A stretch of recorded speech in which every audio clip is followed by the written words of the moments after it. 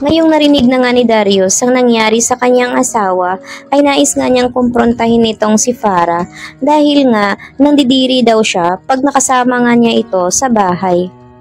Nais nga niya itong tanungin kung bakit ang lakas nga ng loob niya na gawin ito sa kanyang asawa na si Lucy. Subalit nga ay tinitigilan pa rin niya ang kanyang sarili at ayaw muna na itong ibuko hanggat wala pa nga itong matibay na ebidensya at pruweba kung totoo nga ba talaga ang sinasabi nito nga ni Apo Berta.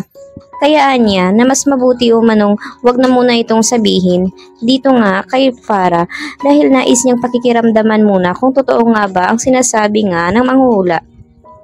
Samantala nga ay nakapansin na nga itong ang si Farah na parang umiiba na nga ang kanyang asawa na si Darius at ayaw na nga nitong tumabi sa kama.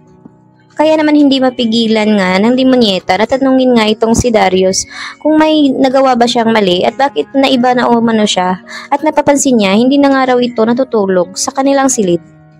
Subalit nag-aalibay naman itong si Darius at Anya na nais lang umano niyang matulog mag-isa dahil nasisikapan daw siya at naiinitan.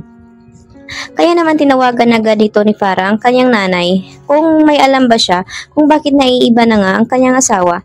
Subalit sinabi naman ni Aling Belen na bakit umano siya ang tatanungin na dapat umano na siya ang may alam dahil siya nga ang asawa. Kaya naman naghihinala na nga itong si Farah na baka may kinalaman na naman ito kina Joyce at Lucy at baka nilalaso na naman nila ang utak ni Darius. Kaya nabahala na nga itong si Farah at aalamin niya ang nangyari dito.